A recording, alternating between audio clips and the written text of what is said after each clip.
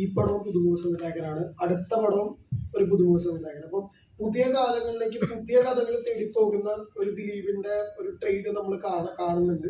ശരിക്കും അതൊരു കോൺഷ്യസ് ആയിട്ടുള്ള ഡിസിഷനാണ്.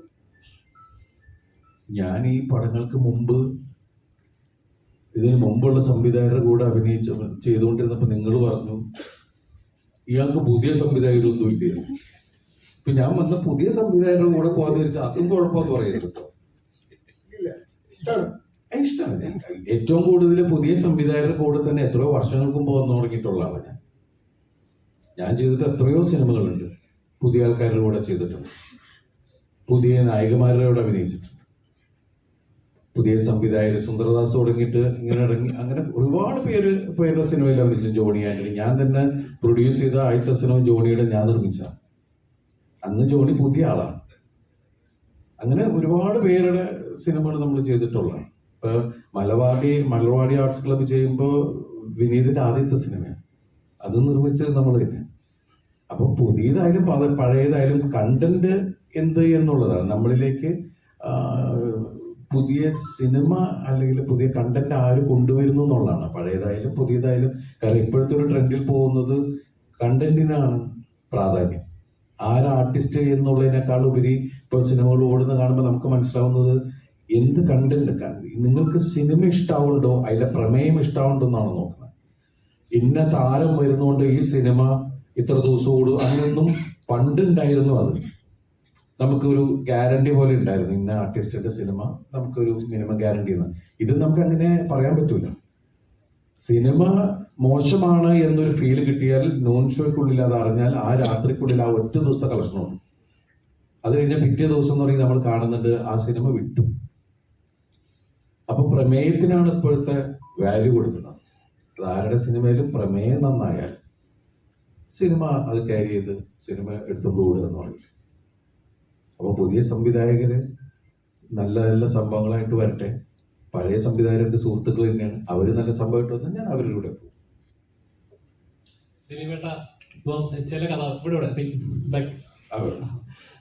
ചില കഥാപാത്രങ്ങൾ കാണുമ്പോൾ നമുക്ക് അല്ലെങ്കിൽ ചില കഥകൾ കേൾക്കുമ്പോൾ നമുക്ക് ഒരു ആക്ടറിന് കിട്ടുന്ന ഒരു ഫ്രീഡം ഉണ്ട്. അല്ലെങ്കിൽ ആ കഥാപാത്രത്തിനകത്ത് നിന്ന് ചെയ്യേണ്ട ഇതുണ്ടാവും, അല്ലെങ്കിൽ എനിക്ക് ഇഷ്ടത്തിന് ചെയ്യാൻ പറ്റുന്ന ഒരു സ്പേസ് ഉണ്ടാവും. അപ്പം ഇതിലെ കഥാപാത്രം വെച്ച് നോക്കുമ്പോഴേക്കും ദിലീപേട്ടന് എന്താ പറയാ എന്ത് വേണമെങ്കിലും ചെയ്യാൻ പറ്റുന്ന ഒരു സ്പേസ് കിട്ടുന്ന ഒരു കഥാപാത്രമാണ്.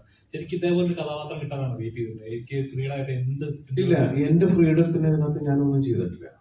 കാരണം ഇവര് കൺസീവ് ചെയ്ത സിനിമയാണ്.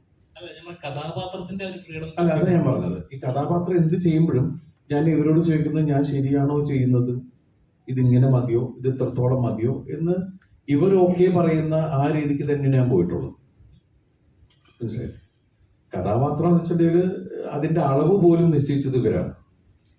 ഇങ്ങനെ ഇതാണ് നമുക്ക് വെച്ചാൽ. അതിപ്പോ അതിലെ എല്ലാ ആർട്ടിസ്റ്റുകളും ലാലേട്ടൻ വരെ എപ്പോഴും ഞാൻ കണ്ടതിൽ ഏറ്റവും കൂടുതൽ ഒരു ഡയറക്ടറെ എന്താ പറയാ ഭയങ്കര വാല്യൂ കൊടുത്ത് ഡയറക്ടർ പറയുന്നത് അങ്ങനെ തന്നെ മീൻസ് ഒരു ഇതുമില്ലാണ്ട് പുള്ളിക്ക് അത് ഓക്കെ ആണെങ്കിൽ ഓക്കെ, അത് പുള്ളിക്ക് ഇഷ്ടമാണോ ഇല്ലേ എന്നുള്ളതല്ല, ആ ഡയറക്ടർ എന്താ ആഗ്രഹിക്കുന്നു അത് കൊടുക്കുന്നു. നമ്മൾ ചിലപ്പോൾ ആർഗ്യുമെന്റിലെങ്കിലും പോകും, അല്ല അത് കുഴപ്പമാവണില്ലേ, അത് ഇതാവണില്ലേ എന്ന് ചോദിക്കുന്ന ഡയറക്ടർ 1-2 തവണ പറയും. അത് കഴിഞ്ഞാൽ ലാലേട്ടൻ വിടും. ശരി, അദ്ദേഹത്തിന് അതാണ് ആവശ്യമെങ്കിൽ കൊടുത്തേക്കാം. നമ്മൾ പിന്നെ ആർഗ്യ ചെയ്തത് വാങ്ങിച്ച് നമുക്ക് ചോദിക്കാൻ നമ്മുടെ രീതിക്ക് ആക്കാൻ ശ്രമിക്കും. ആക്കാൻ രീതിക്കല്ല, നമ്മൾ പറഞ്ഞത് അത് വേണ്ടേ എന്ന് പറയുന്ന സ്ഥലത്തേക്ക് ചിലപ്പോൾ ആയിരിക്കും. പക്ഷെ ഈ സിനിമയിൽ എല്ലാവരും ഇവർ ഉണ്ടാക്കിയ ഇവർ കണ്ട സിനിമയിലേക്കാണ് നമ്മളെല്ലാം.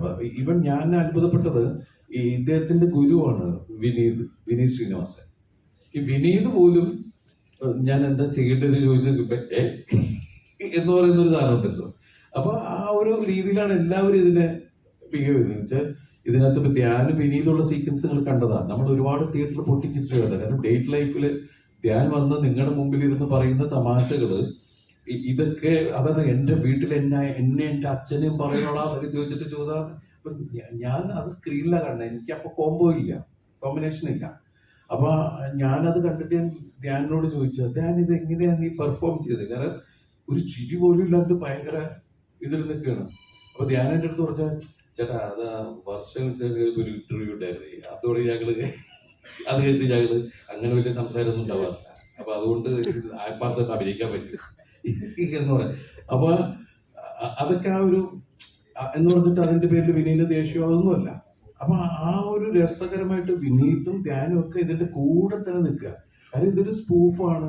വിനീത് തന്നെയാണ് ഈ മറ്റേ ചെന്നൈ എന്ന് പറഞ്ഞ കാര്യം പറഞ്ഞിട്ടുള്ള സ്ഥലം. കാരണം അത് വിനീതിന്റെ ഉള്ളിൽ അത് ഭയങ്കര കുഴപ്പമാണെങ്കിൽ ധനഞ്ജയ ഒരിക്കലും അത് ചെയ്യുകയില്ല. എനിക്ക് തോന്നുന്നു ഞാൻ കാണുമ്പോൾ അത് ഡബ് ചെയ്ത് വെച്ചത് വിനീത് തന്നെയാണ്. കാരണം എന്ന് വെച്ചിട്ടുണ്ടെങ്കിൽ അത്രയും ആ സിനിമയെ സ്പൂഫായിട്ട് കാണുകയും മറ്റുള്ളവർ കളിയാക്കുന്നതിനെ ഉൾക്കൊണ്ടിട്ട് തന്നെയാണ്. അപ്പൊ ഒരു വിശാലമായ മനസ്സ് എന്ന് പറയുന്ന ഒരു സാധനം ഉണ്ട് ഇതിനകത്ത്. നമ്മൾ മറ്റുള്ളവർക്ക് രസിക്കാവുന്ന സാധനങ്ങൾ എന്തൊക്കെ നമുക്ക് ചെയ്യാൻ പറ്റും എന്നുള്ളതാണ്. പിന്നെ ഇതിനകത്ത് ഒന്നിനെയും ഇവർ സിനിമ ഉണ്ടാക്കുന്ന സമയത്ത്, കഥ പറയുന്ന സമയത്തും ഇവർ ആരെ ഹേർട്ട് ചെയ്യാത്ത രീതിയിൽ തന്നെയാണ് ഓരോ കാര്യങ്ങൾ ചെയ്തിട്ടുള്ളത്. ഇവർ ഈ സിനിമയ്ക്ക് വേണ്ടി മനഃപൂർവ്വം ഒരാളെ കരിവാരത്തേക്കാനോ ഒരു കാര്യങ്ങൾക്ക് ഇവർ ശ്രമിച്ചിട്ടില്ല. അത് ഐ ആം ഡാം ഷുവർ. ഇവർ പക്ഷെ സിനിമ വന്നു കഴിഞ്ഞപ്പോൾ വേറെ രീതിയിലേക്ക് സംസാരിച്ചപ്പോൾ ഭയങ്കര ഹേർട്ടായി വരും. കാരണം ഒരു സിനിമ പണ്ടൊക്കെ എന്താണെന്ന് വെച്ചിട്ടുണ്ടെങ്കിൽ പെട്ടെന്ന് അത് മുറിച്ച് മാറ്റണം എന്ന് പറഞ്ഞിട്ടുണ്ടെങ്കിൽ ഫിലിം ആകുമ്പോൾ നമുക്ക് എഡിറ്റിന്റെ അപ്പം തന്നെ മറ്റേ പ്രൊജക്ട് റൂമിന്റെ ബാക്കിൽ കൊണ്ടിട്ട് അത് അത്ര അങ്ങോട്ട് കട്ട് ചെയ്ത് മാറ്റി ഒട്ടിച്ച് വിട്ടാൽ മതി. ഇന്നതല്ല. ഇന്ന് ഒരു സീൻ തൂക്കണമെങ്കിൽ അതിൽ 2 ഡയലോഗ് മാറ്റണമെങ്കിൽ എത്ര പ്രോസസ്സാണെന്ന് അറിയാമോ? അത് പിന്നെ പോയി സെൻസറിന്റെ അവിടം വരെ പോയിട്ട് തിരിച്ചു വരണം. എന്നാലേ ക്യൂബിൽ ഇത് പിന്നെ ലോഡ് ചെയ്യുള്ളൂ. ഒരുപാട് സമയമെടുക്കും. പിന്നെ ഒരു മനഃപൂർവ്വം ആരെയും ദ്രോഹിക്കുന്ന ഒരു കാര്യവും ഈ സിനിമയിൽ ചെയ്തിട്ടില്ല.